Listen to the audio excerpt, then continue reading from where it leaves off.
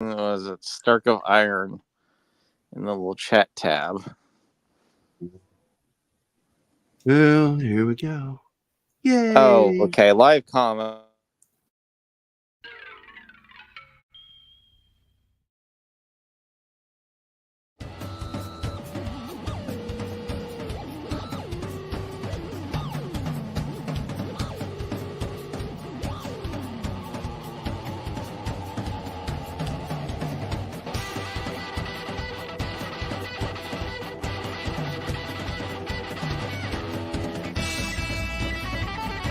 Deep in an underground secret Pacific Island lair, Pop Culture Minefield presents Saturday Morning Funtime. This is the Comic Relief Crusader telling you to get your morning cereal ready, because here we go. Yay! The Reverend Horton cover of the Johnny Quest theme is so awesome. Good morning, everybody. Hope everybody. I don't know who's here. With three people here. Look. I'm fucking tired. I'm lucky. I'm talking at all. Yeah. I'm not sure. I'm still awake. I was up till 4 a.m. working. I went to sleep and was up by 8 o'clock this morning so I could do the show with Brandon. And that went over 3 hours. 3 hours, and it was 3 hours and 16 minutes, I think, when we ended. And I'm fucking exhausted, and I still got to do a show with Script Doctor. So I'm like, I don't know how I'm going to pull this off, man. Caffeine, lots of caffeine. Well, that's what I'm already on right now. This is my second giant cup of Mountain Dew. That's how you do it. Yeah. But my goodness. Yeah, I got that message from Stephen. He's not going to be able to join us. Deleted scenes. So it sucks. Probably working. He often is on Saturday. I just got off work. And Tom and Gerry isn't this weekend because Tom had to do family Christmas stuff. So we pushed it off to next weekend. We're really actually talking about doing Godzilla, the new Godzilla movie, -1. We won't have a film script, but we're going to just talk about the movie, maybe show some slides, and maybe some videos that aren't copywritten. I think we all were pretty impressed by this movie, and I agree with Tom. We agreed that Oppenheimer is probably the best film of the year, and I would put Godzilla at a close second. And they're kind of related. The movie Oppenheimer talks about the H-bomb, and in the movie Godzilla, they show the explosion of the H-bomb at the Bikini Atolls. So, yeah, they're connected. I still want someone to do an edit where they take that opening, the ending montage they do, like this when he goes up to the lake and is talking to Albert, and intercut it with Godzilla footage. So it's just Oppenheimer thinking about, oh shit, I created Godzilla. Yeah, right. Wait a minute. What? But Martin isn't going to be here, so he sent me the film today, and I'm going to go ahead and start it. And he's got Tom and Gerry on there. He'd also changed it, by the way. It's not, if you looked at what was written here up above, Saturday Afternoon Funtime. Today we discussed Fish Called Wanda. But I went over to YouTube, and he had edited it on YouTube to say Tom and Gerry, and I told him we're not doing Tom and Gerry this weekend. And I don't think he heard me. And so now the logo's on there too, but I don't care. It's all the same thing. He's been busy, so, which is why he's not here. And it's one of the things that's kind of funny about this is that was one of the careers that John Cleese would have gone into, is being a barrister. Never see Kevin Kline reading Nietzsche. They were all weren't they all very well educated in Monty Python? Oh, all of yes. Two of them were educated in history. One was an actual doctor. and then John Cleese was well on his way to either being a barrister or he had another career in mind. I forget what the heck it was that he probably would end up doing if Monty Python and all that hadn't taken off. But I love this opening with the music. And we see the fish, and we meet Wanda for the first time, the fish Wanda, who eats poor Wanda, who ends in a ugly demise in Kevin Kline's belly. I legit hate people that do that in real life because it's just such a sadistic thing to do. It's still alive. I would never eat Ralph. That grossed me out. I can't even tell. I think Gerry was laughing his ass off about my reaction to that scene. I'm like, what a wuss. And they're pretending to be brother and sister when they're actually lovers. I hate that word, but there it is. So it's a George R.R. Martin movie. And I love this. He really focuses on the fact that he stutters. And his stutter is actually based on his father's stutter. Everything he does is sort of an homage to his own father. And one of the reasons why I liked it and didn't feel like it was insulting is the fact that he does it accurately and he's one of the most likable characters in the film.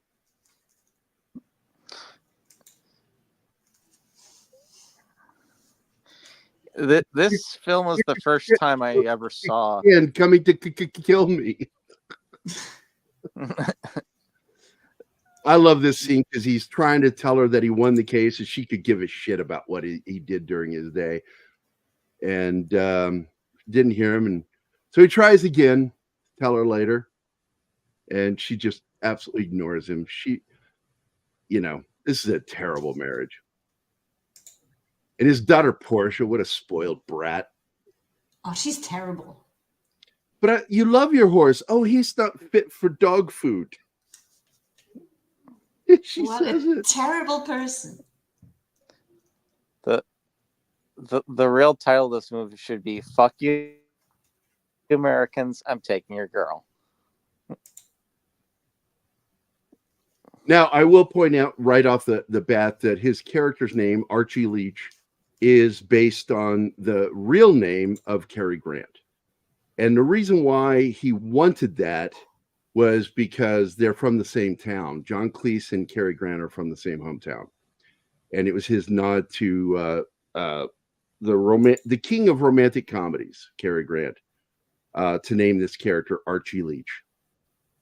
And there's a movie where Cary Grant says his name in a movie, and it's called His Girl Friday. And in the film, the sheriff says, "You just can't make a man disappear." And Cary Grant turns to him and he says, "Oh yeah? Why don't you ask Archie Leach about that?" And only if you know what his real name is do you get the joke. If I were Wanda, I would have chosen Ken, if you asked me. Well, he's just such a sweet character. She's a user. She's somebody who's a bit of a con man, running cons. And she's running a con on everybody in this film, including John Cleese's character. But somehow, miraculously, she actually falls in love with him. Which is funny because he's nothing like anything or anyone else she's ever dealt with. Well, and she's not used to falling in love because she's just playing with men. Yeah, she plays people. She never develops feelings. So she's Amber Heard, basically. Except for she's not, because she actually does have feelings. And she's nice. Amber Heard is a complete sociopathic narcissist. Whereas Wanda is actually Wanda Gershwitz, I think is her character's name. Shields herself. She's somebody who's been hurt, fragile, and she doesn't want people to get in close and do harm. But she ends up really showing the true her to the Cleese character. Yeah, that's it. Anima has been officially killed and eaten by the cats.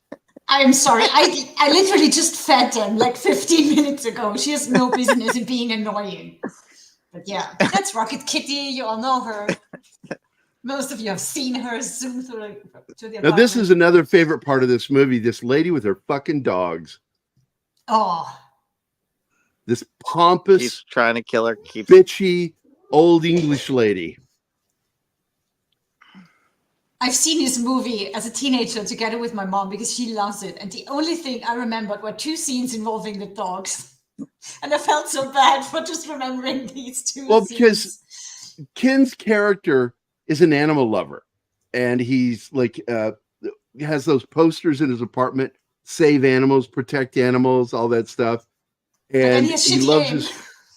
And then because of his crappy aim, he ends up being involved in the murder of 3 dogs. It's like, and he's just losing his mind over it. It's like, no. And he goes to each dog's funeral. It's so fucking funny. The dog's funerals are funny. I love these old garages in England. I've seen a few of these. They're really cool.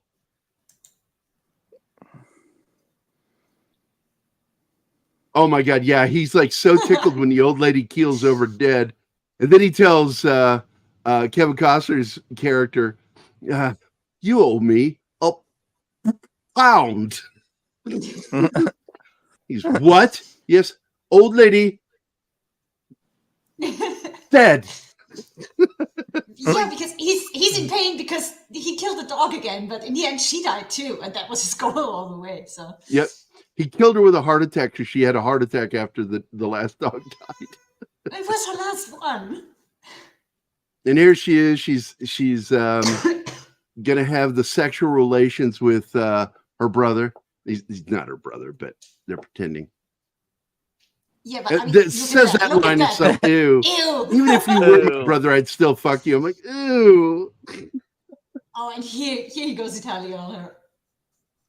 Yeah, he says one thing in Italian, the rest is just food. One sentence is an actual Italian sentence. Yeah, the rest is just. Yeah, and he tries to do Italian with over the phone, and she kicks him, and he goes, sorry, goes all bother British. you, but, And Kevin got the fucking Oscar for this movie as best supporting actor. He deserved it. Yeah. Yep. And this is the first time you notice that when he hit that door, he got glass on his leg. So he's actually in Otto's apartment, not his. And he's going to hide the key to where he actually put the jewels in the fish food. He's going to throw it out the window and then come back and get it later or have Otto do it. And what's interesting about this film is that Michael Palin and John Cleese weren't like in real life, they weren't buddies. John Cleese partnered up with, I forget, Graham Chapman. They were best friends in real life. And Graham was the doctor. He was an actual medical doctor, a surgeon. And the two of them were partners. And normally, Michael Palin was partners with, I just forgot his name, that already passed away too. Oh my goodness. The heavier set one. They were partners. The one that did the famous fishy, fishy, fishy, fishy. And played Mr. Creosote that exploded. And so he and Palin were best friends, and John Cleese and Graham Chapman were best friends, and they all worked together, but primarily they would separate and work in twos. And so seeing him work with Michael Palin, this was really nice to see the two of them work together. And it led to, instead of a sequel, because after this movie is done, fans were clamoring for a sequel. But instead of a sequel, they made a second film with the same actors, but a completely different story and different characters. Where they pointed that out. I start the comment for you. Yeah, where they ran a zoo that was going under. Yeah, and Kevin Kline plays two characters in it. He plays his dad and the son. Yeah, the tagline was it wasn't a sequel or whatever. It was an equal. Yeah, an equal. Fierce Creatures. And don't get me wrong, I enjoyed it, but it was nowhere near as good as this movie.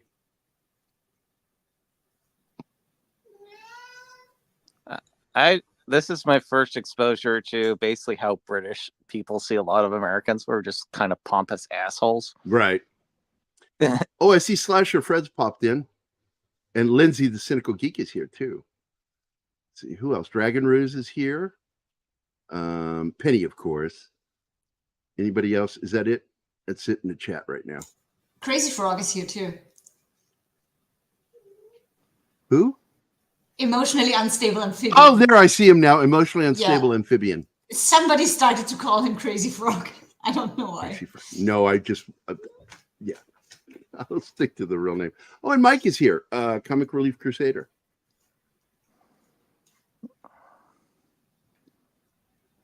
The original, what does this say? The original cast had returned for a movie. Yeah, that's Fierce Creatures. And it just wasn't as good. And it didn't fare as well in the theaters and with the critics. Jamie Lee is actually great in this movie. She's perfect in this role. This is, in my opinion, her best movie role ever. What about True Lies? That's an amazing Not her best movie. This is a better movie. Yeah, but it's really good.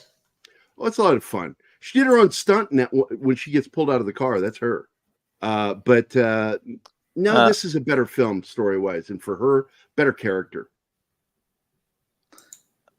Fun fact, Jamie Lee Curtis, all those horror movies she did, the movie where she felt most exploited was Trading Places.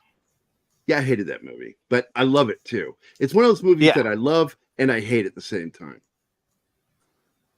Because Tom and I talked about doing that one. They forced her to get naked in that one. Like, as far as she didn't like it, but she's a professional, so it's like, yeah, it's in the script. I'll do it, but not happily. Yeah. Oh, and Lindsay agrees with me that this is her best role. And I really do. Of all the films, I've seen everything she's done. And this is, in my opinion, her best performance. And I don't think she got, maybe she got a nomination. Let me go look and see. Fish Called Wanda Awards. I mean, she's basically the central character for this entire story. Everything revolves around her and what she does. So, yeah. All right. It got 9 wins and 21 nominations. 1989. Winner, Best Actor in a Supporting Role, Kevin Kline. 1989 nominee, Best Director for Charles Crichton. 1989 Best Writing Screenplay written directly for the screen, John Cleese and Charles Crichton. American Comedy Awards USA, nominee Jamie Lee Curtis, nominee John Cleese, nominee Kevin Kline. The ASCAP Awards, John Duprez got the award for, and that's ASCAP Film and Television Music Awards. I don't know who the hell he was. Was he the composer, I suppose? Yeah, he's the composer. So then BAFTA, John Cleese won Best Actor as Archie Leach. Kevin Kline got the nomination for Best Actor. 89 winner, Best Actor in a Supporting Role, Michael Palin. Deserved it. Otto is a great character. And Jamie Lee only got a nomination again for Best Actress. That's so unfair. And Maria Aitken, who's she plays John Cleese's wife, he got nominated for Best Actress in a Supporting Role. Let's this see. movie is Directors Guild. I'm still doing the awards. Hold on. Just keep your thought just for a second. We get through these. No. Don't worry. Charles Crichton got the nomination for Best Director at the DGA Awards. The Edgar Allan Poe Awards, John Cleese was a nominee for Best Motion Picture. Let's see. Not going to worry about that. Golden Globes. Here we go. This is another big one. Nominated for Best Motion Picture Comedy, didn't win. Best Performance by an Actress in a Motion Picture Comedy, Jamie Lee Curtis was nominated. And John Cleese was nominated Best Performance by an Actor in a Motion Picture Comedy or Musical. So a lot of foreign awards. The Writers Guild of America, again, nominated Best Screenplay. Not a win. The Jupiter Award, They got nominated for 3 things, and that's it. That's all How they got. did they get just nominated? And That won Kevin so Kline little? got best. He get best supporting actor or best best actor in a supporting role. Kevin Kline won for this movie and well deserved it. But so did all of them. And this should have won best motion picture, and it should have won best original screenplay. Like Lindsay said, the whole cast, man. Yeah, the whole cast deserved it. This is an amazing ensemble piece. Yeah, Wendy, the wife. Yeah. Well, going to it, one of the things I love about this and even like Ghostbusters, all these, you could take the comedy out and it still works as a story. The comedy adds a hell of a lot, though. Yep. And that's something I'm missing from a lot of modern quote unquote comedies, is that it's like they have jokes figured out, but they don't work on the characters ever. And that's a trap I find too many people fall into these days, which is why most comedy kind of sucks.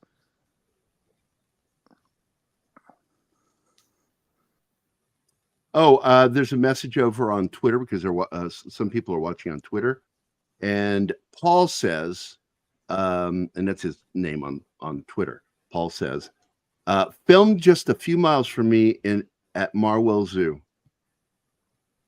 I think he's talking about not the sequel, but the equal, Fierce Creatures. Yeah, I think that's what he's talking about. Yeah, she just kisses Otto here, and Otto suddenly calms the fuck down. Completely relaxes. I love that. Well, Jamie Lee Curtis kissed me, I'd probably calm down and then go, "What are you doing in my house?" I don't think so. I don't think you would calm down. I don't think you would either.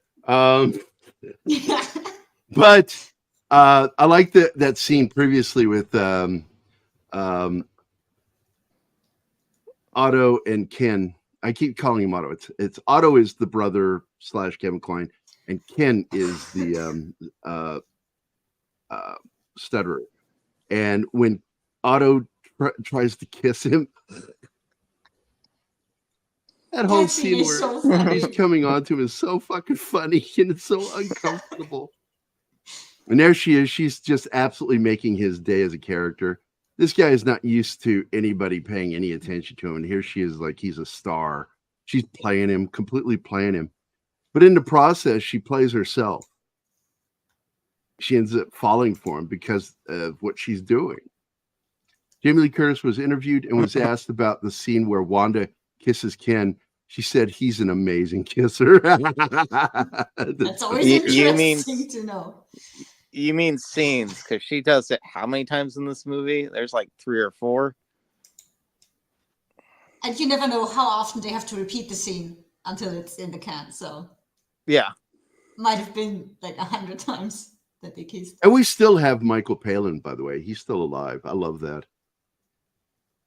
Michael Palin is officially 80 years old this year. Look at that. Wow. And he would have gone on to teach in school. He would have been a teacher. I'm more so impressed also with this movie. It treats having an extramarital affair as a very positive thing. Well, the only way that works is when you see how Wendy and his daughter treat him. Yeah, that marriage has been over a decade ago. Yeah, they're very emotionally abusive of him. That talk they have before going to bed, there's nothing left there. It's dead. I'm impressed, they able to pull something like, because that's something that if it wasn't handled right would instantly make you hate him. Yeah.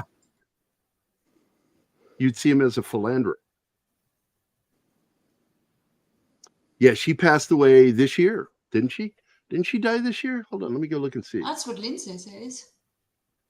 Yes, Helen Gibbons. Yes, he died back in May. High school sweethearts. That's impressive. Yes, they've been together since they were young. Hey, sucks it happened, but, it's more than most of us will ever get in life, so more power to them.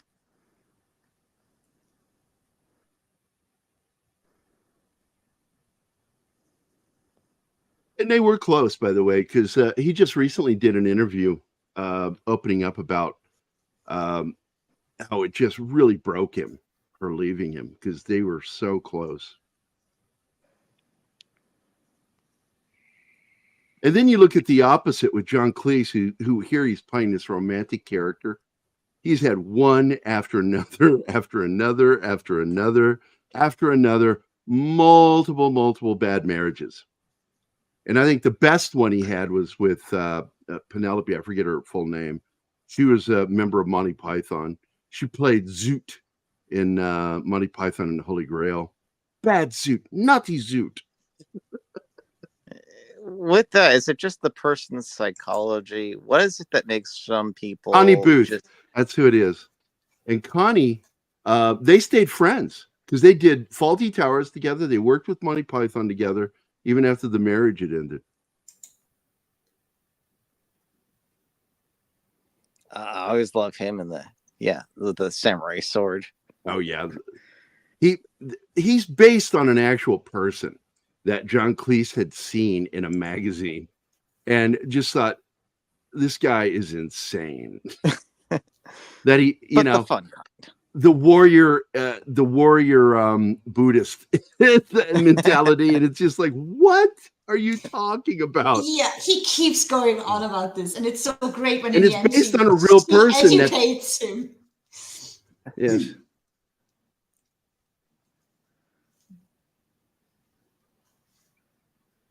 And she's turned on by foreign language. Well, first you think it's just Italian, but then just Italian, but Russian works even better. Russian turns her on.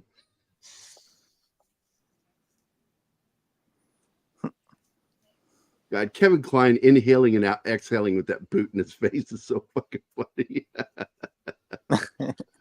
And he sniffs his armpit all the time. Gross. He's always sniffing his armpit, getting his man smell. Ew. What's wrong with guys? Seriously. And then you see him, he's clipping his calluses and his toenails, and she's over there doing her thing. And oh, of course, this great moment where he starts banging her and then just almost immediately finishes. Yeah. He makes it such a goofy, his O face. There it is, his O face. And he collapses.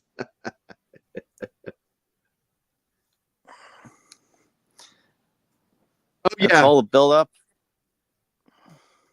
I'm sorry, I was going to respond to her. He's just rattling off nonsense. Absolutely. It's mostly food. Food. He's yelling out words in Italian. Then he goes, Burrito Mussolini. Oh, and this is great where she dresses in that crazy wig.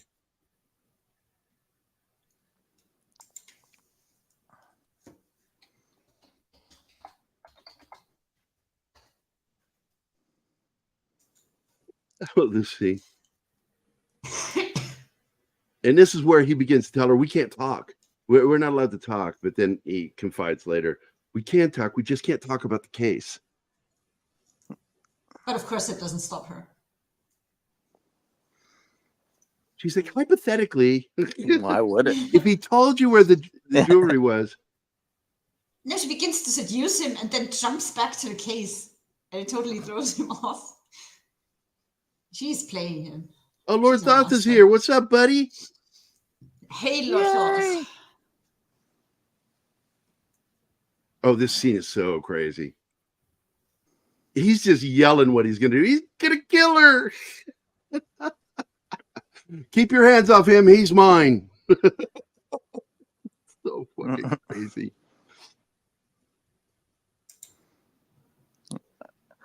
I love how every time he does it, he gets more and more degraded because he keeps hurting himself too. Oh, I know. His injuries get worse and worse. Even though, technically this is kind of a cartoonish film, he's actually injured throughout the movie and gets worse and worse. And it's not the only movie that ever did that. There's another comedy that did it with Tom Selleck. Parents, I think was the name of that one, where his parents come for a visit and the dad's suffering from dementia. And Tom Selleck keeps getting hurt and his injuries keep mounting throughout the movie. He's bandaged and it's funny movie. I like that film. It's funny when it's not done in a slapstick way, so as to it becoming too silly funny. Mm-hmm. It's good funny. Yeah, you know, that would be great for like an action movie. Like the hero starts like super confident and able to kill like 20 guns by the end. He's having trouble with like 3 or 4 because he's just been fucked up the entire movie.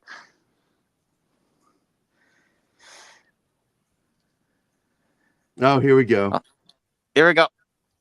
This is where it begins. Oh, him and his fucking tantric. Yeah. Focusing the aggression because he's a Buddhist. What the fuck? Man? Yeah, I'm focusing my aggression because I'm a Buddhist.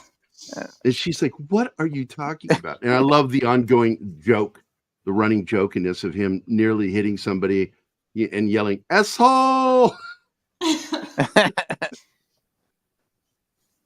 And they do it 3 times. Comedy comes in 3s.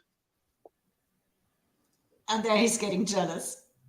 How friendly are you going to get with him? Yep. No boobs. No touching the dick. Yeah, no touching the dick. Dick off limits. Just some of the funny stuff with Otto's character. And one of the best scenes with Otto is when he gets confronted by Wendy, John Cleese's his character's wife. She confronts him about the logic of what he's saying, that he's running a safe house for a former KGB agent. And you're just walking around telling everyone. He's getting so caught up in his lie. It's great how she calls him out.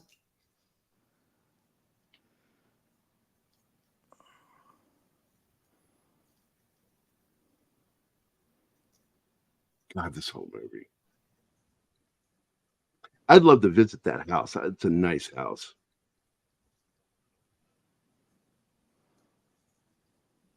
Actual old Monty Python picture back there, John Cleese. Yep. Really? Right. Yep. That was one of the headshots that was done for Monty Python. He looks a lot like her mom in that shot there with when she was looking down.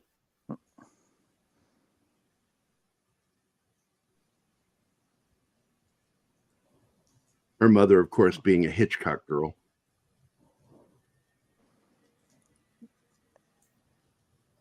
Yeah, it doesn't seem like having famous parents, especially like 2 famous actresses' parents, tends to work out too well. Well, her dad was a bit of a shitheel, Tony Curtis. Yeah. But Janet Leigh was her mother, just a gorgeous actress. She, of course, famous for Psycho. Yep.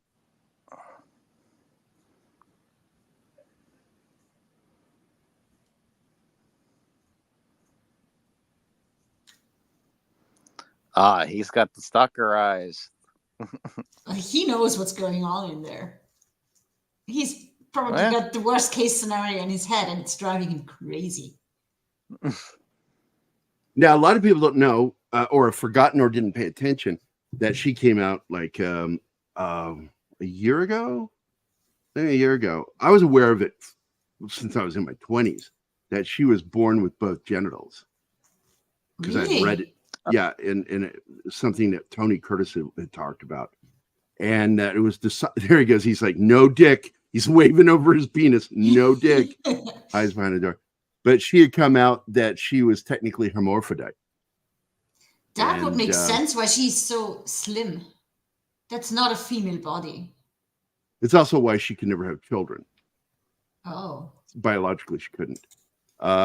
They had the surgery when she was a baby. And so she just has her vajayjay. But she actually came out and talked about it. It's so messed up because the parents basically decide which gender their baby is going to be. Yep. But, someone's got to make the decision, so I'm like, it's like a flip of a coin. Yeah. Tony Curtis was hot, but yeah, he was a drinker and a womanizer. He could not stay settled down. He would just, as soon as he'd have a relationship with somebody, when they weren't looking, he was fucking somebody. Man, though, like if they had that would be like another like joke to end this movie with. Then it's like, wait a second, feels down. Oh my god! Uh-oh. Army 10, Navy 0. Don's reporting to me how the game's going. Outstanding. I hate rooting against Navy, but the fact is I'm Army. So But Yes, you are. it's fine. You're allowed, Gerry. I mean, everyone else makes fun of the Navy. Why shouldn't you? I love the Navy, but I told you, I wanted to be a medic with the Marine Corps. I wanted to be a corpsman, but they told me that you have to join the Navy. So I had to go talk to a Navy guy, recruiter, and the Navy recruiter told me that I had an 80% chance of not being selected because he said you got a 20% chance of being selected to join a Marine unit. And I said, so in other words, I've got an 80% chance of just doing Navy crap. He goes, yeah, pretty much. I went, okay, I'm going to go do Army. I don't want to do that because I don't want to be in the Navy.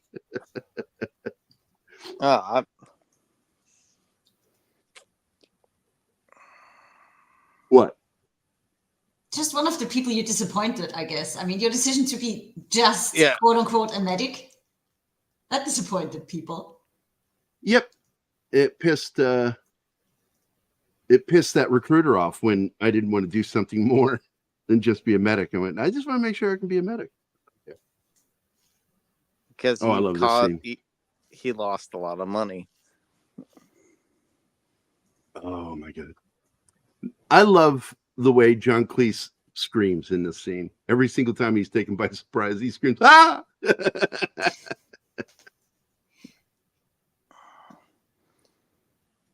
Just even the way they dress them, like they dress them in these kind of detestable colors, like that pink is just Yeah, these two female characters are just not likable at all.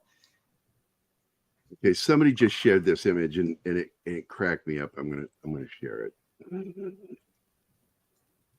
I just saw this over on Facebook. I'm a little surprised that this didn't get pulled down. Here you go. Elon Musk, China will never be able to replicate our technology. China. That is fucking hilarious. And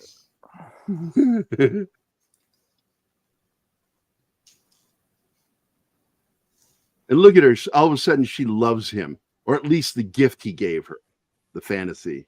She likes the gift, not him. Not him. It's the nicest thing you've ever given me.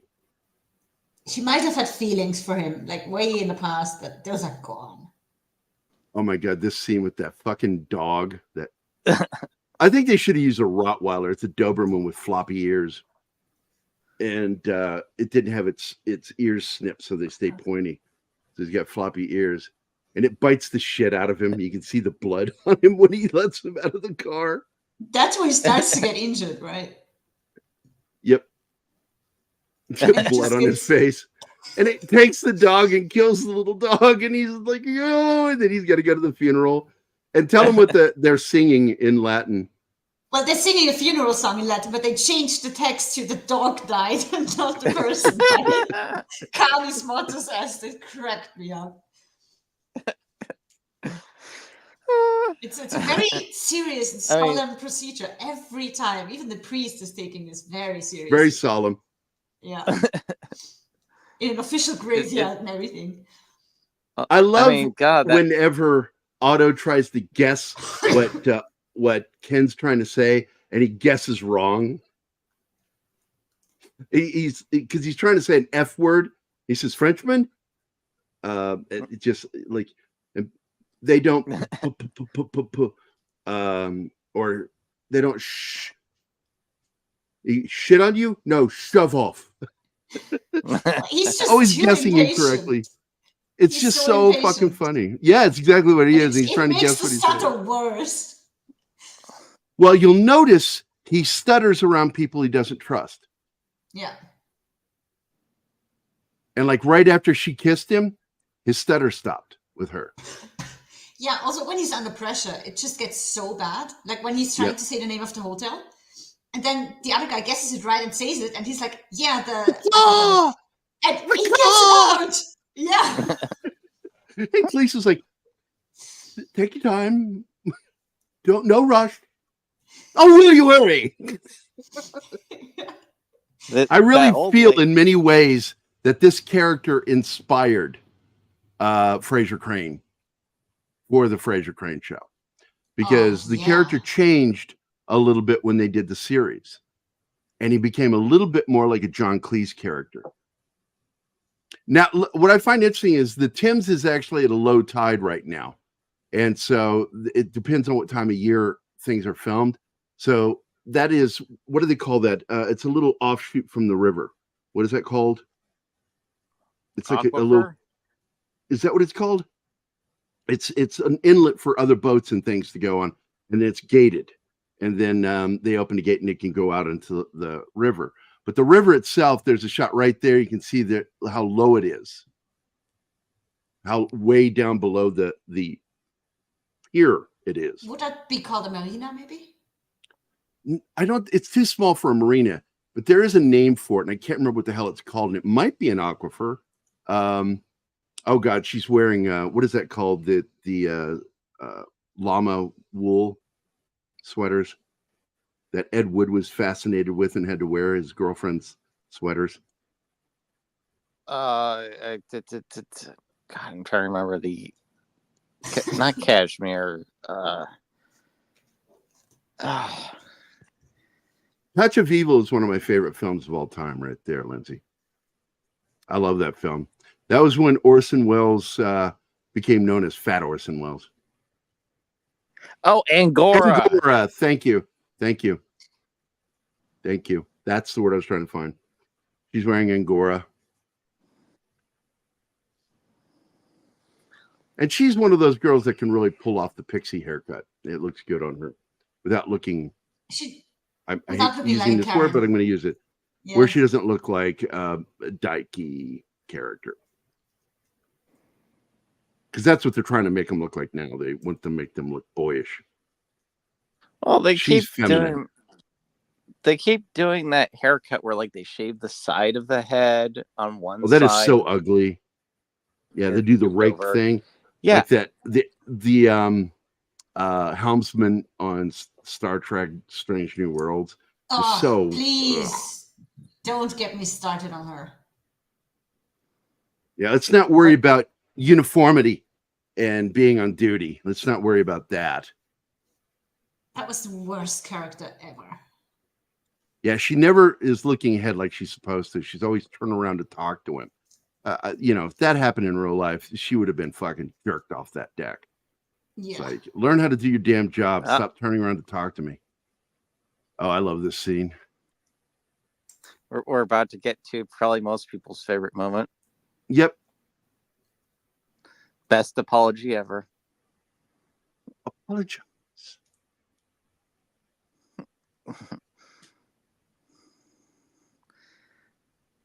There are ways. I mean, women can have short hair. You just gotta stylize it right.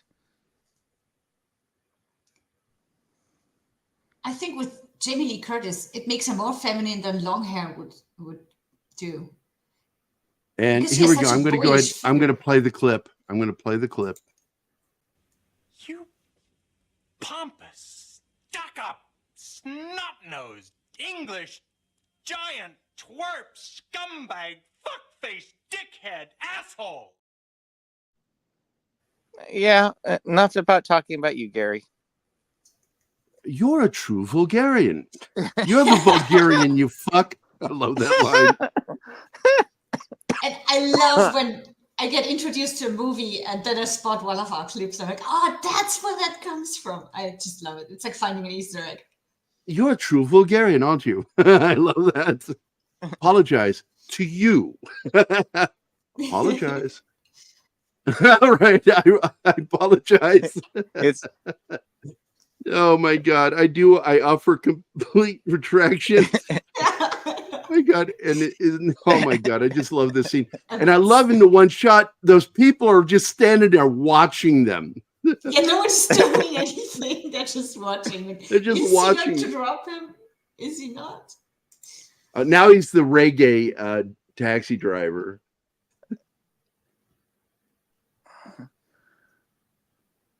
Man, that old lady must be freaking loaded if she's able to afford so many funerals for her dogs. Oh, she Damn sure dogs. is. She's most likely old British money, something like that. And that is kind of a posh area of London where she lives. And look at her face. Yeah. What was the actress name? 'Cause she does a great job with just those looks. Like, oh my god. Yeah, Gerry Ryan is another. I got to meet her. She is gorgeous in person. Demi looked really nice in hers too. Oh, here we go again.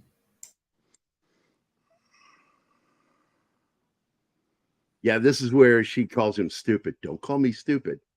Oh, that's right, because calling you stupid is insulting to other stupid people. Stupid people. Yeah, Yeah, and the right there, entire she show is says it just as right cool in the there. movie. Oh my god, this is a great scene.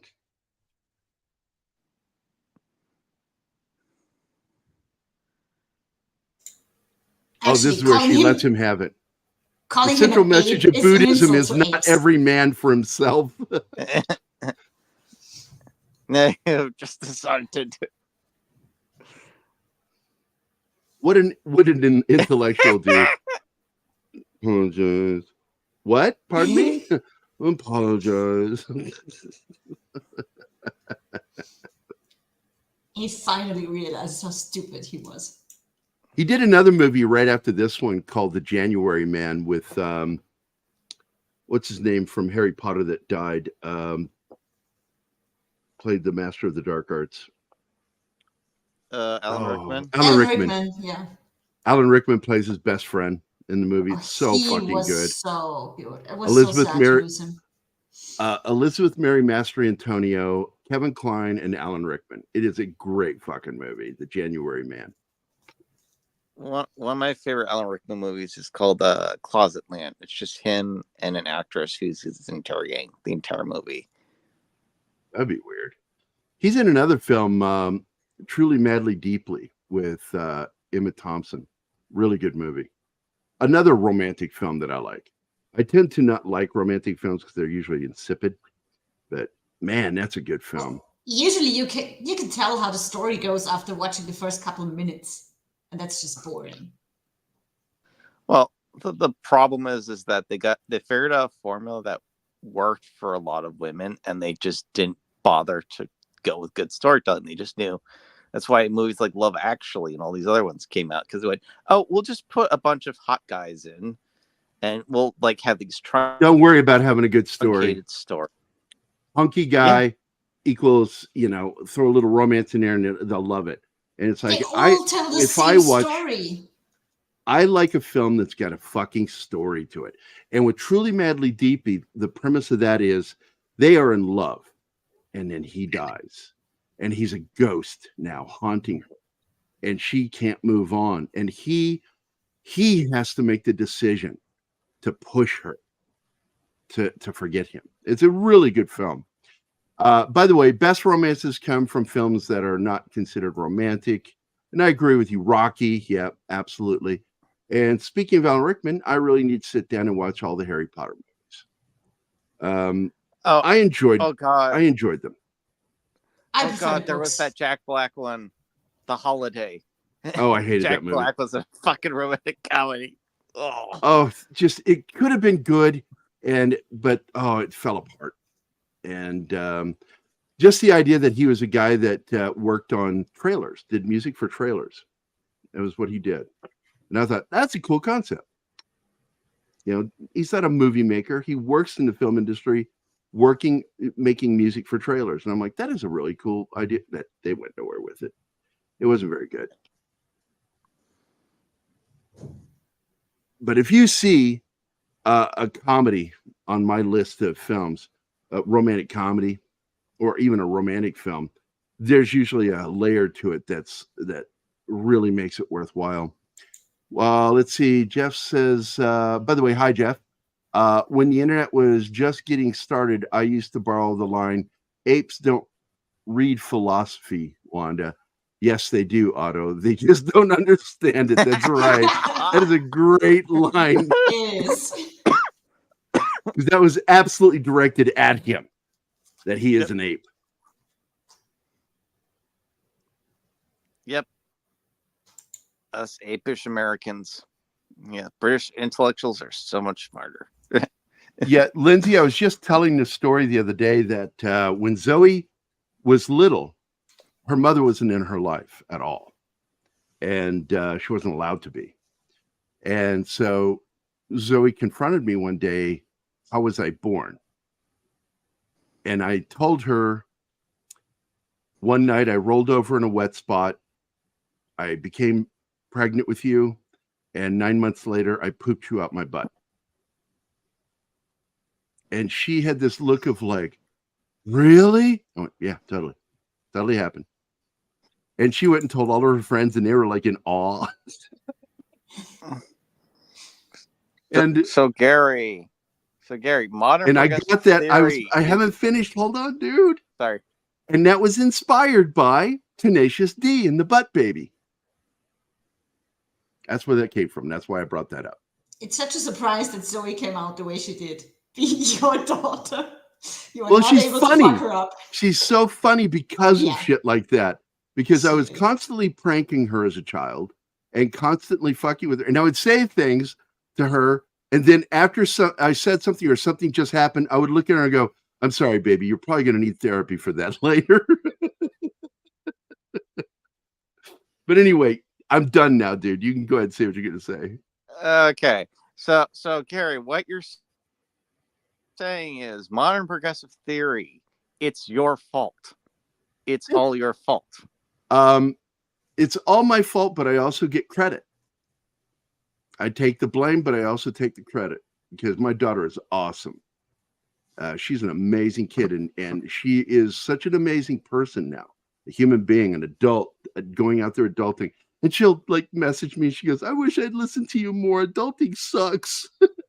Don't blame her for puberty. No, she wanted to rush growing up. It was beyond that. She was pushing the envelope with me. That's why we clashed. I'm like, stop rushing it.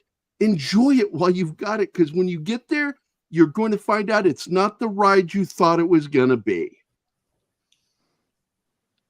Let's see.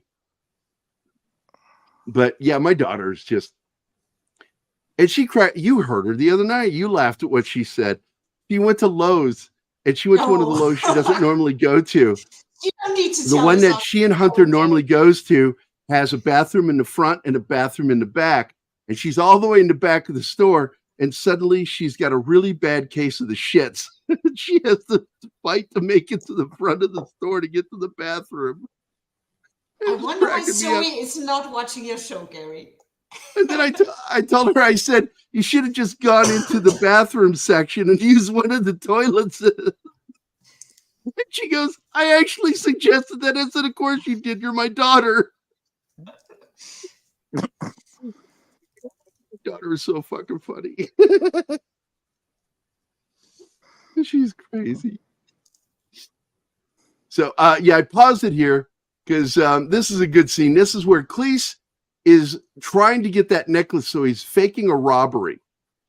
And Otto comes in to apologize to him and doesn't know it's him. He thinks someone's actually robbing him.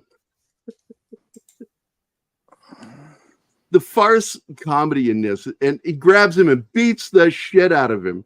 And then when he realizes it's actually him, because he says his name, Otto, after he hits him like that, he just knocks the shit. And he goes, and don't call me Otto. To you, I'm Mr. And then he realizes, oh, shit. I'm sorry. I'm so sorry. He's whispering. Do you want to run the ad for your campaign, Gerry? Because we're almost at the top of the hour. Remind me in 5 minutes. Okay, we'll do. And he gets up and he starts like who would expect someone to rob? And he gets angry. He starts kicking him. And then he realizes he's kicking him. He goes, fuck, I'm sorry. I'm sorry. I'm sorry. I'm sorry. Oh, my God. He's so fucking funny in this movie. And then Wendy comes home. Oh, my God. This scene is so insane. This is hard worked out comedy. And then he dumps the bag with his mouth because his hands are tied behind his back. And he finds the necklace and he takes it into his mouth. And Anima's freaking out. Oh my God. Oh no, don't swallow it. I thought he was going to swallow it because, again, the only two scenes that I remember that stuck in my memory were the flattening, the pancaking of the two remaining dogs. So I was like so relieved when it turns out he didn't swallow it. I was like, oh, Jesus, thank God. And of course, he can't talk. He's like, untie me. And then he gets his hand around and spits the necklace in there, and then he can talk. I love it. He's so clever. Beaten up so badly that he can't talk. He pretends that somebody just beat the shit out of him. Right. So let me. We got a video here because we have a friend that just popped in. So I need to Hi, Tim. play a little video for him because he is here. And scrolling all the way down, and for some reason there's two versions of this video, and I don't know why, but there's two of them. I'm going to delete one right now. Delete video. There we go. By what name are you known? There are some who call me Tim. There you go. But we are coming up close, so I'm going to play that video in a moment. Let me go ahead and hit play again. Finish this scene out, and then we'll take a break. Tim, you need to chill out. Stop pressuring us. Stop rushing us. What's he doing? I didn't see it. Get on with it, video. He was impatient for you to finally get to play his video. You cannot wait for 1 fucking minute. I want my video. Yeah. No, he's doing Monty Python. Yes, get on with it. Get on with it. That's in the Zoot scene because she's commenting in the movie about the scene. Do you think this is a very good scene? Get on with it. Get on with it. And finally she goes, well, I thought it was a really good scene. And then animated God is there. And he says, get on with it. That's one of those scenes that it's not in every version of Monty Python. Like there's a couple things they trimmed out in some of the versions. That's one of them. So she got her necklace back. She's all happy because there's the key. But then she begins to ask him questions here, showing that maybe her motives are changing. This is the first hints that you get that she might actually really care about him. And sadly, the moment gets ruined. She says, are you rich? He goes, no, sorry. All the money is Wendy's. Mm-hmm. And she gets that look of like, oh. She's really entertaining the thought of being with this guy. Oh my God. This whole fucking scene. Is that the Russian scene? Yeah. Yeah, this is the Russian scene because she goes, can you speak Italian? He speaks Italian. Yeah, I am Italian. And then he says something, but he says it's such a vulgar language, you know. And then he says Russian. And then she starts like orgasmically rubbing on the floor, just like losing her mind over the Russian. Gets her even worse than Italian. Absolutely. It's bullshit. This is why I don't like the Oscars. This film should have been a landslide at the Oscars. It was the best film of that year. 1989. But back then, the Oscars were still worth something. Today? Or was it 88? I might be wrong. It might be 88. Because Batman came out in 89, and I don't know if this came out at the same time. Oh, God. And he's naked, speaking Russian. And the people come walking in with the children, and he's standing there completely fucking naked at the children. And the little girl licks his dick. Lady V, you're just in time. Even she looks down at his dick. And then he grabs the photo of her and puts it over his junk. There you go, Gerry. What a great... 89, so it is 89. 15th. It was the best movie of 1989. But Batman also came out, and it was a good film. But it shouldn't have taken the Oscars. This movie should have. It should have taken everything at the Oscars. So let's see. Let me get to the video. Oh, wait. Before we get to that video, I want to play this one because we're watching a John Cleese movie, so I have to do a little Monty Python. Here it is. Hello, good evening, and welcome to the middle of the film. And he is the only non-English member of Monty Python. That's Terry Gilliam. He's American. And boom. Meet the Seattle Vigilante. Like so many comic heroes, this warrior hides his identity. But his identity isn't the only secret he has to keep. After grievous wounds received during combat, Tier 1 operator John Russell begins to recover and comes to terms with his new reality of being an amputee.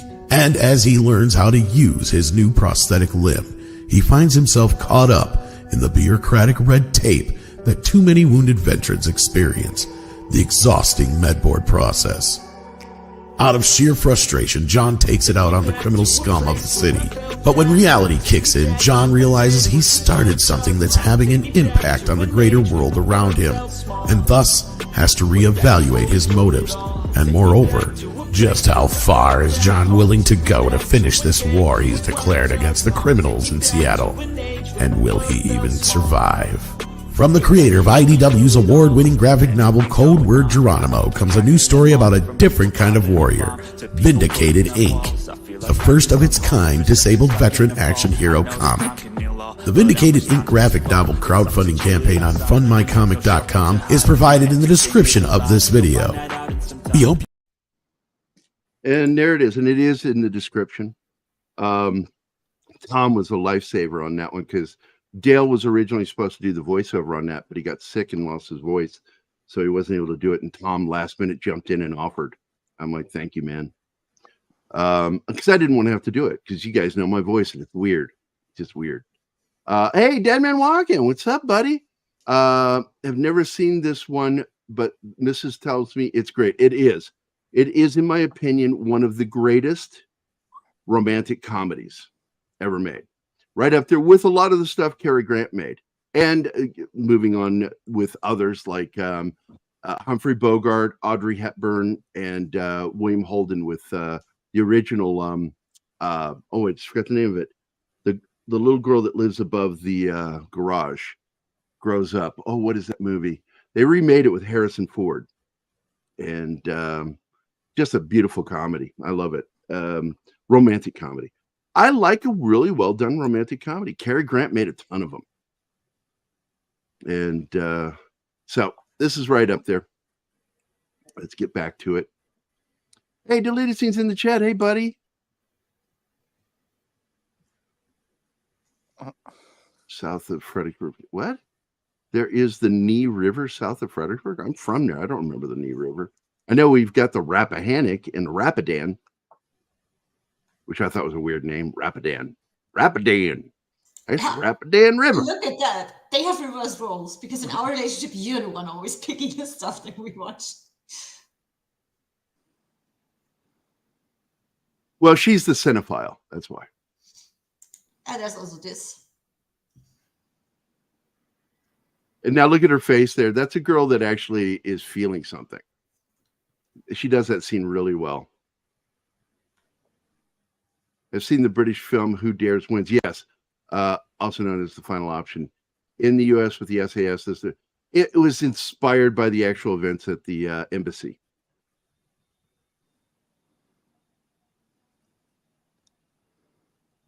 I don't think it's been shown. Nope. On this show.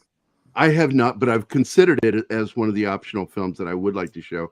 Because even though it's not based on the actual story, it's inspired by the incident. They did put a movie out that's based on the actual incident, and I was not impressed with it. You need to play another video, Gary. Like, what? Look who's here. Oh! Hello, Kyle. Kyle. Screw you, Kyle. Screw you, I'm going home. Hey, fuck you, Kyle. I didn't get enough of that. I want one more Hey, time. fuck you, Kyle. Hey, fuck you, Jimmy? Kyle. You got 3 for the Jesus price of Christ. one. Yeah, the only thing I ever find quickly is the banner for Shinatsuki because I've practiced in that. So I see Lady V is here also. she joined a couple of minutes ago. I try to update you in the private chat around who joins us. I'm not. That's much why I use- just looked and saw it. I'm doing my Now, best. But this I'm is a tired. typical thing you see in film. I want to go back to that shot just now, right here. He is not actually aimed over here. He is aimed way the fuck over here to the left off camera. It's it's frowned upon to actually aim guns at people in movies. And it's only done when absolutely necessary and absolute security needs to be taken so you don't end up with an Alec Baldwin. And so this gun is actually not aimed right there in front of her or even near her. It's aimed way over far to the left. It's a trick they use in filmmaking. But didn't that camera woman that got killed actually have protection? It was. I just don't know. really, All I really know bad is luck. he was aimed at supposedly just past the camera and it hit her and hit the director. He survived. She didn't make it. The DP didn't make it. That's right, Sex. He says, "Fuck me." No, we're not dating. I'm sorry. Yeah, I'm not available. I love this. This is one of those Monty Python anvil moments. Look how fucked up he is. He's like, no! The Oh. screams that he makes. He screams when he kills one of the dogs. Well, it's happened the third time, and he's like, "No, not again." He wanted at least one dog. to And then survive. she dies. There she is. And then he sees her and he just starts getting giddy. He gets so excited here. He finally did something Look right. at him, look at him. He's laughing. She's dead. She got it. And then he reports to George to tell him that she's dead, and he goes, "In-fucking credible." But they all lost hope and faith in him. You did well, my son. You did well. I love that. Keeps calling him my son.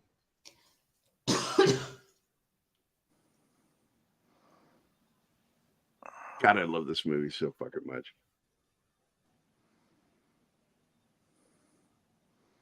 Revenge. And see now he you know, she and he have a good rapport because he trusts her even though he shouldn't. But she does not mean him ill. That's the one thing that's really clear. She actually really likes Ken as a character. Yeah, he's just Ken. You owe me £1. Dead. And does the arm thing.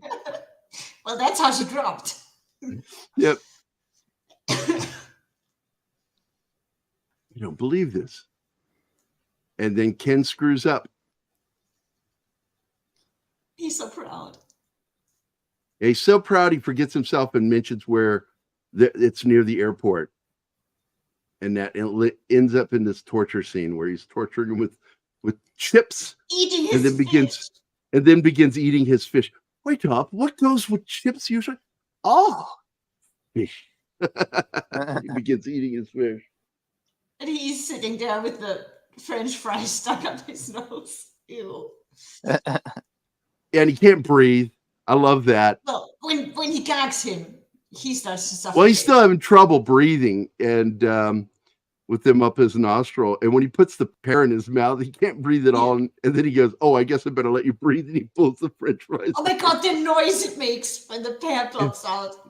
It's so Yeah, I don't know how he pulled that off. It's perfect. No, The whole, it shuts his nostrils when he takes that deep inhalation and it makes a floppy sound. His nostrils. Oh, it's so fucking funny.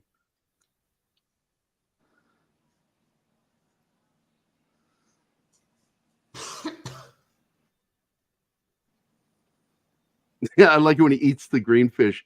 Just don't eat the green fish. They're not ripe.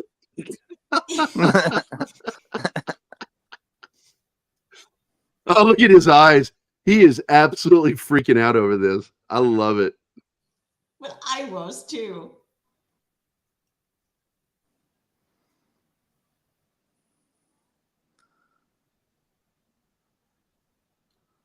And this is the scene where she betrays her lover. Both of them. She betrays John Cleese and Thomason's character by saying, like, where I was wondering where he was going with that shotgun. And he goes, well, I wonder. And then he looks up and he says, he sees his wife, Wendy, and he says, Wendy, and he just doesn't know where to go with it. It's so fucking funny. He does the best freakouts in this movie, John Cleese does. And clearly, this character, this performance was inspiration to Kelsey Grammer when he played Frasier on his own series, because he upped the ante on his frantic performance of the character, losing his shit all the time. There it is. He can't breathe. He pulls the fries out, and when he inhales deeply, his nostrils pitch together and make a sound. It's so fucking funny. So they both have a part of the puzzle.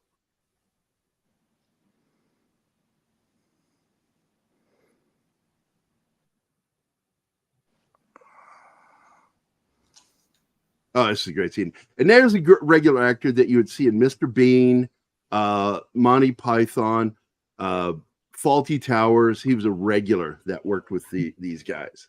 He was a straight actor. He played everything straight, which is great in comedy. Well, you need that. That's one of the things they do forget in Law and Modern writing is they had everyone act wacky. There's no one reacting. What the hell? Don't act wacky. What makes comedy work a lot of the time is that you take it seriously. You look at Airplane as a great example. Go watch. I just forgot his name that plays the doctor. He says, "Surely you're not serious," and the doctor says, "I am serious, and stop calling me Shirley." He delivers it totally deadpan. There he sees Wendy. Wendy, Wanda. He's stammering all over the place. Miss Gershwitz. He is so caught off guard in this scene. He's just lost it.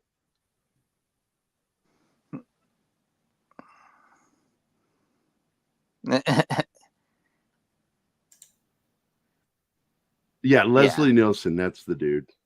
God, he was a great actor, and he was funny as hell. He walked around with a fart machine with him all the time. Really? Oh, God. Yes. And he would be in an interview, and he would just start hitting the button and leaning into it when he would do it, cracking one off. The crazier part with Leslie Nielsen is that his beginning career, like if you see him in Columbo or he was a dramatic actor all the way back to Forbidden Planet, man. He was a dramatic actor. It wasn't until he did Airplane that anybody realized this guy's got serious comedy chops. And when you go to that movie he did, Stephen King's, which one was that? Creepshow. Was it Creepshow? Yes. Yeah. Where he's going to kill his wife and her lover, played by Ted Danson. And if you watch the outtakes from that, it's so funny because like they're right next to an airport on the beach, and airplanes kept flying over during it in interrupting scenes. Finally, he turns with the pistol in his hand and begins shooting at the airplane with the blank gun in his hand. It was so funny when he did it. Hex Allen Comics, man. I haven't seen you in a while. Good to see you, buddy.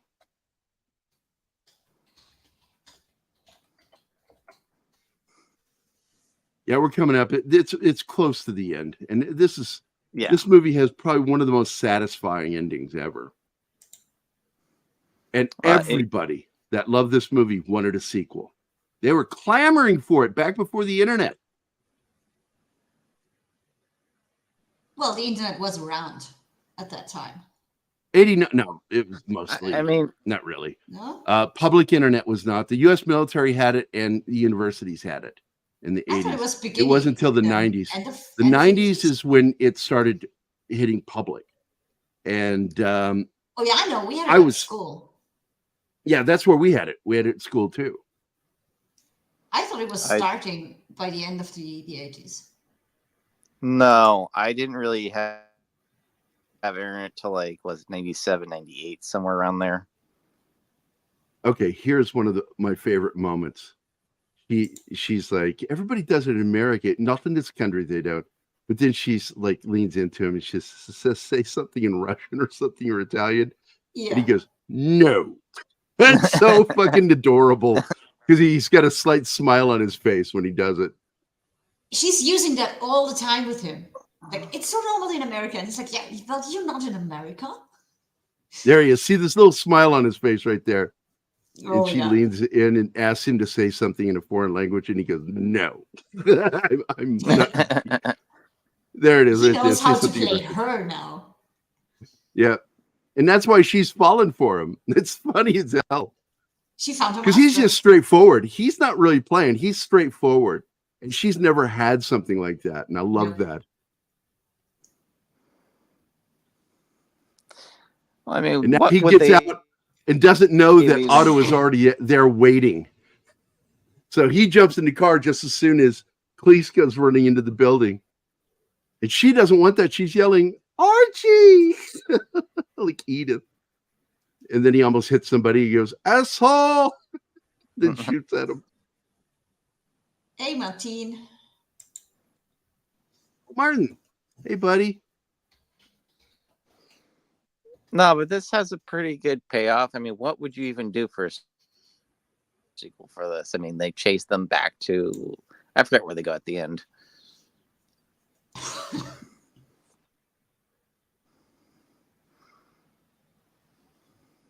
Oh, it's over in Spotsylvania. Oh, okay. Is that Yeah. really a river? I don't know. The Knee River. Of course, that's great from Monty Python for the Knights Who Say Knee. They say it. So the Knee River is in Spotsylvania. I didn't spend a lot of time in Spotsylvania. They were one of our competitors in high school. We didn't like them. But I'm looking at it now, looking on the map. So there it is, the little tiny. That's a very small river compared to the Rappahannock, which is a huge river. The Rappahannock was a major river for shipping back in the 17 and 1800s.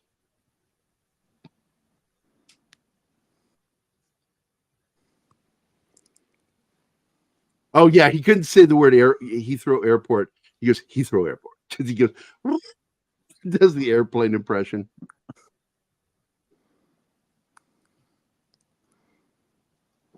That airport is a nightmare, Heathrow. I've been there. Such a labyrinth. Yeah. First time at Heathrow. After they had a fire and half of it was under construction, so it was really a nightmare navigating it. My first time at Heathrow was when I flew in from Spain, Malaga, and we were on a fucking Comet airplane, a plane notorious for exploding in the air, and I was terrified.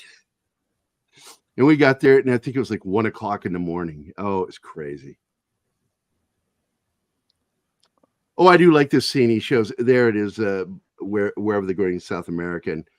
And so, do you have any luggage? And he looks over and he sees Kent has like gone over into the luggage area and is allowing himself to be brought in his luggage. Crazy.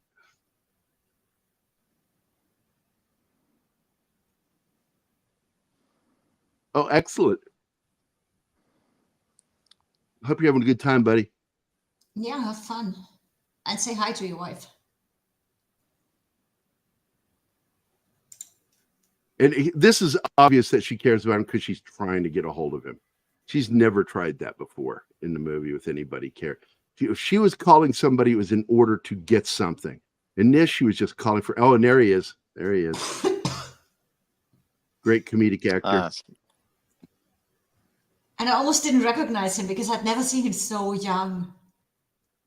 But as soon as he started speaking, I was like, oh, yeah, that's him. Put your hands up. I'll put this one up.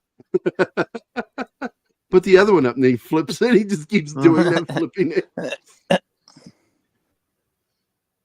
Let's fight like men. Come on. Fight like men. He's channeling being a police I boxed at Oxford or Cambridge. I boxed at Cambridge. He goes, and I killed for the CIA.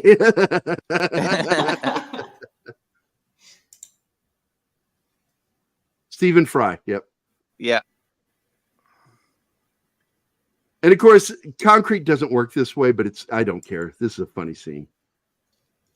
Oh, yeah. I mean, he'd be dead if he got run. That too. Over. I was like, how is that too? But I mean, the concrete suddenly hardens around his feet to where he can't get out. And I'm like, no. But there is concrete that hardens really fast, but not that fast. Nope.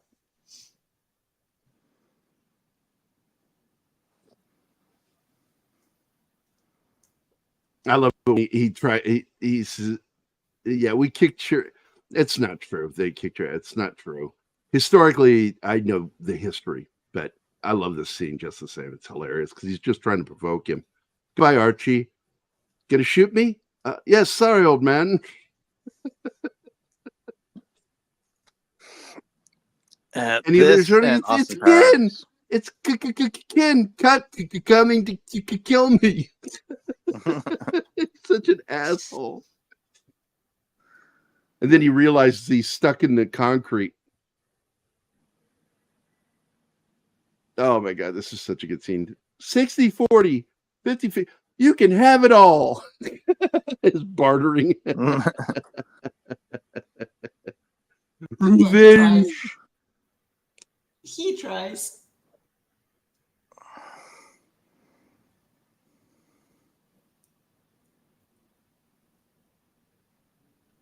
You don't have the guts, admit it. Okay, you do. That was so crazy.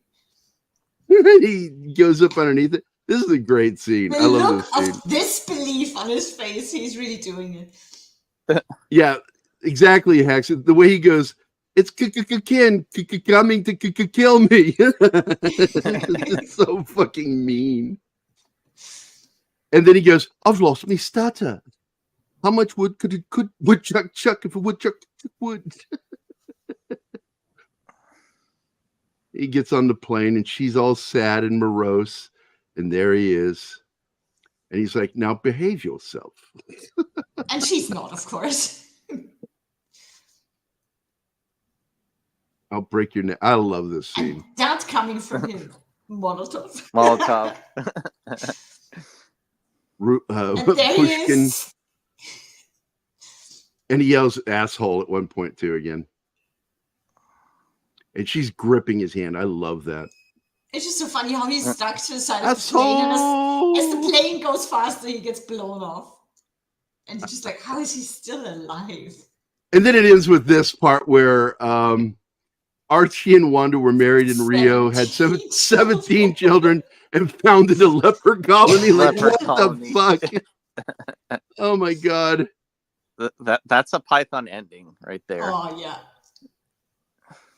Just some random Otto survived and ended up being part of a South American bunco hit squad. You know, yeah. I love the ending of this film. It's got a great ending.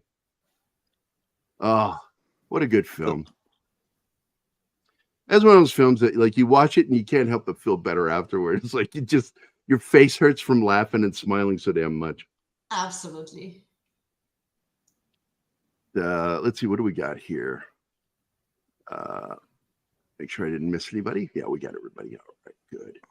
So I guess now we can talk about more vindicated stuff.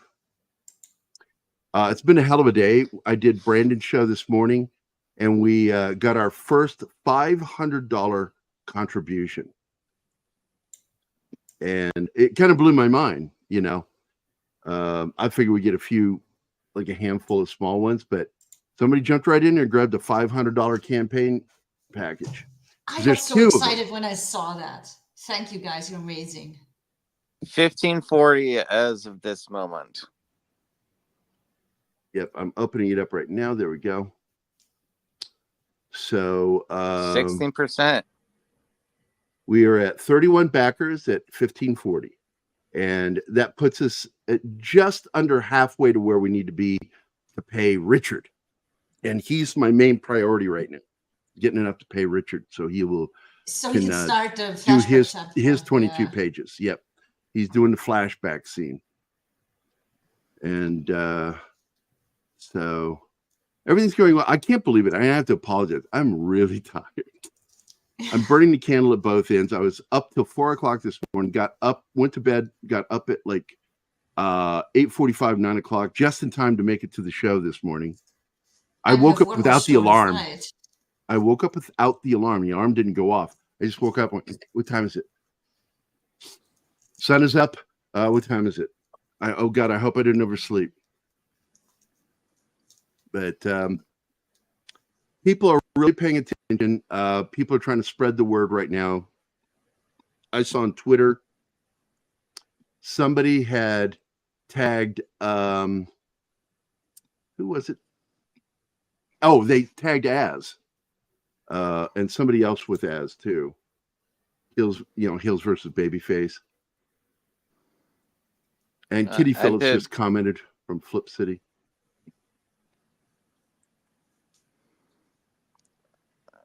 The response Clifton. to I swear to God, you start to talk right when I'm getting ready to talk. It's like we both like bump into each other. It's like bumping your head into another person's head. Yep. But yes, Clifton 3D shared and tagged Nerdrotics and Hills versus Babyface Az, and said that Gerry sells an awesome comic book campaign, would be great for BBC. I don't know what he means by that. That's his show. Oh, that's his show. Real BBC. The real BBC. And yeah. So I thought that was really nice. And I tagged him back and said, I hope others see this story. It's important because it's telling a story about a disabled vet and other vets dealing with the VA and how each character deals with their PTSD. One character is based on my own grandfather, a World War I vet, who shook until the day he died.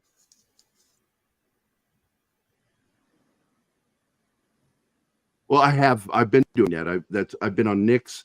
I've reached out to Comics Division. I've reached out to Clobby, or as I call him, Clobbery. I'm going to be on Clobbery on Monday after Donna Ecker's show on KGRA.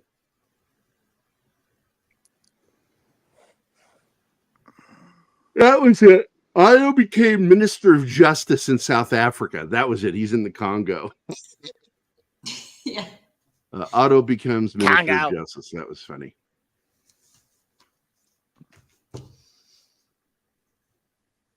But there's, people are sharing it, spreading the word. I got Nick Weiser always, man, between Midnight's Edge, Nick's show, Loki's show, and I did another one in the middle, and I'm forgetting what it was, but I did 4 shows.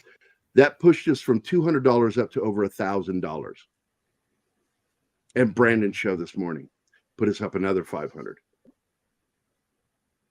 That's just fantastic. Yeah. Thanks to all you guys who contributed, and thank you to everyone who's considering it. You are awesome. Yeah. I think it sounds awesome when you thank them in that Austrian accent. It just sounds awesome. Do you want me to speak Russian?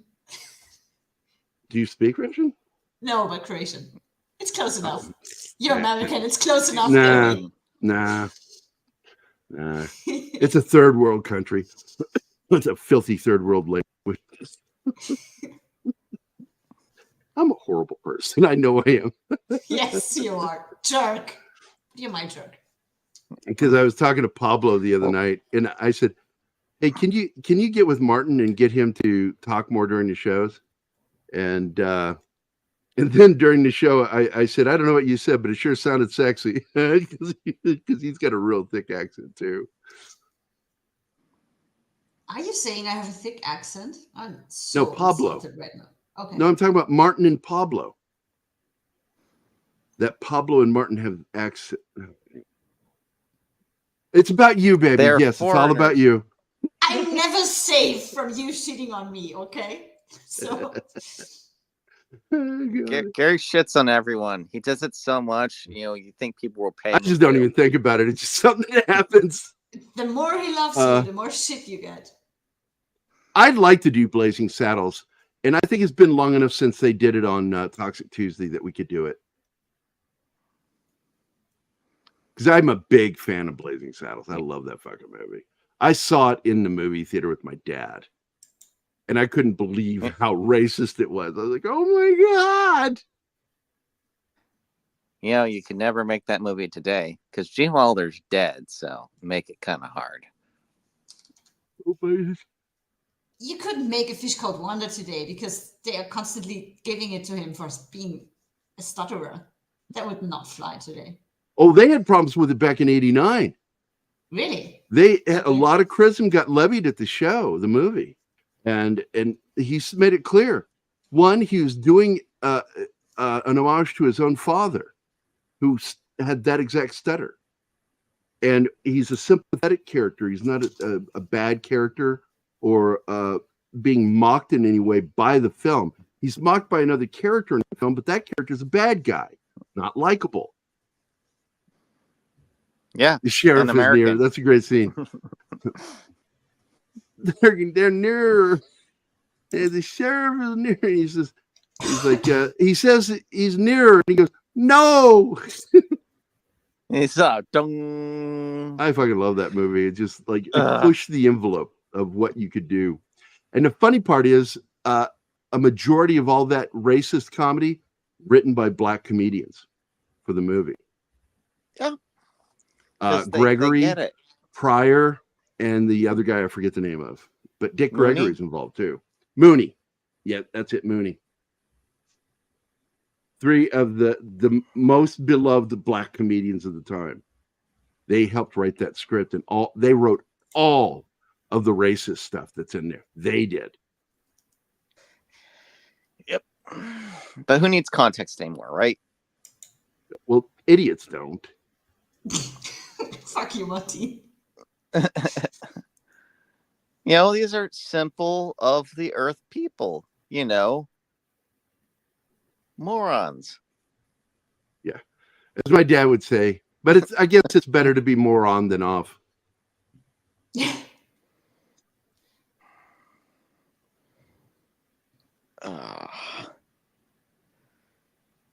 Oh, there we go. Here's the link. Yeah, link to comic, Hawk comic, get comic made, pay artist. Here we go. I'll show you guys real quick.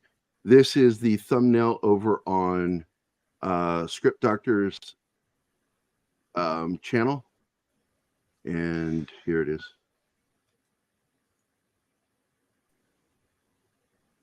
Don't miss out. I'm going to be on Script Doctor at 6 o'clock Central Time, 7 o'clock Eastern. And you know what the really impressive thing is? We're already more profitable than the Marvels. So be hanging out with Script Doctor. He is also, by the way, the editor of my book. So. How much has he yelled at you? Oh, yes, that's a great scene with Dom DeLuise with the gay dancers. That's so fucking funny. The French mistake. Voila. You feel vindicated? I sure have. And I think I'm pretty sure that's where the name came from in my mind, because I had been awarded sole custody of my kid. It'd been a hell of a battle. And I'm like, what am I going to name this book? And it just came to me, Vindicated Inc. Actually, I called it Vindicated Incorporated. And later I started calling it Inc.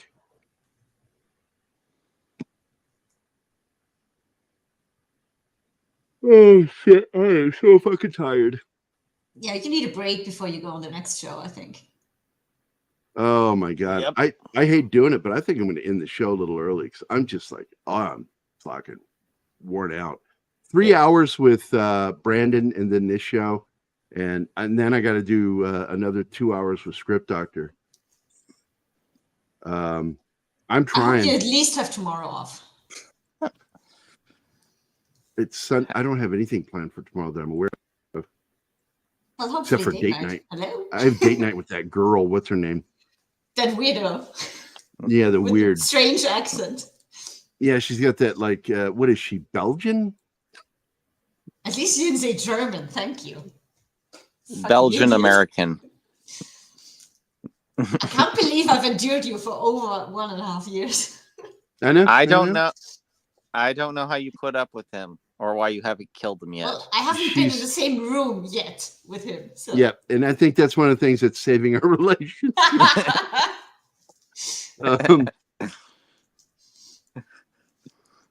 It's like, man. oh hey Anima, why did you bring a gun with you? And why are you pointing at me? Yeah. Oh, well, he's actually the guy who's going to teach me how to shoot. Because I've this never is touched a gun before. when she gets the sniffles. This is gonna be me trying to take care of her. Oh my God, Mulder! It smells like. I think it's bile. Is there any way I can get off my fingers quickly without betraying my cool exterior? Oh my God. So who are you, man? Shit! I'm the party pooper. I'm the party pooper. I was waiting for that. Ah, man. It's like,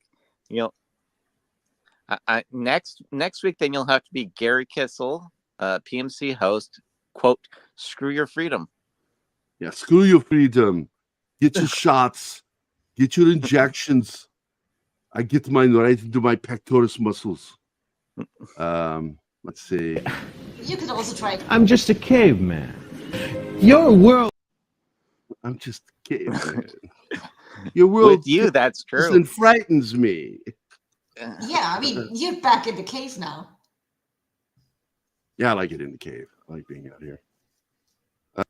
Of course, here is Shinatsky in a fight. There's a camera on my back.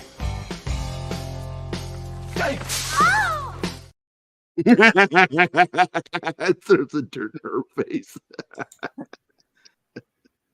Oh my God, I love that scene. Hey, you got some interesting fetishes. That's all I'm gonna say. Since we're at that, there you go. There it is. We just talked about it too. There you go. Oh, Matthew, what is it now? For God's sake, no one's smoking, okay? But nothing! You know what we need around here is an anti-whining ordinance. So just sip your sniffling lip and all your skinny ass out. That is a great show. No, man. Throwing up some videos that I really haven't played in a while. How do you write women so well? I think of a man, and I take away reason and accountability. That's one of my favorites. Oh, man, it's great. Here's one I haven't played in a long while. Answer the goddamn question. When are you coming? Hopefully within the next 48 hours. 48 hours? I realize you must have gone through hell. Gone? Bitch, we still here.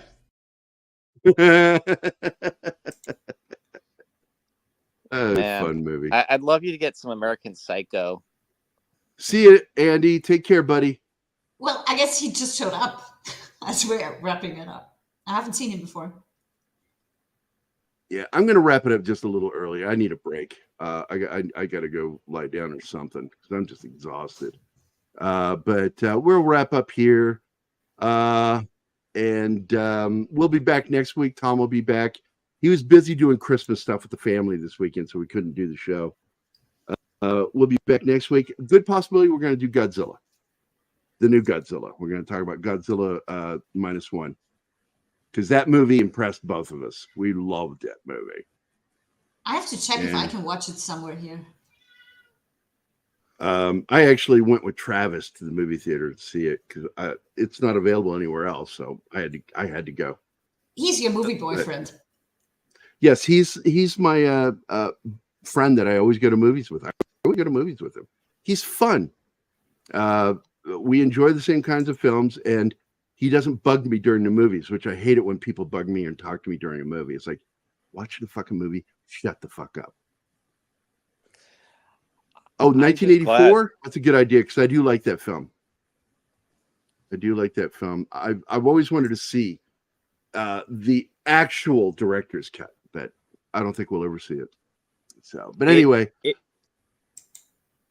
What? The extent the best you can do is what the reassembled cut that one fan did, because Yeah, I've Lynch got has that. never I have it touched on my. I have it on my computer. I have it. I know the one you're talking about. It's the fan edit director's cut. But but that's it, guys. I think I'm going to wrap it up there. Were there any backdoor breaches? Did I miss anything? Nope, not one. Not one. Not one. Oh well, that's sad. I'll play this. My true name is Inigo Montoya. Matt Martin did that one. It was funny. Okay. Well, that's it, guys. I'm going to get out of here for a little bit, and then you can catch me over with Script Doctor on his channel. So I'll be joining him in about an hour. So everybody have a happy Saturday. Please be safe today, and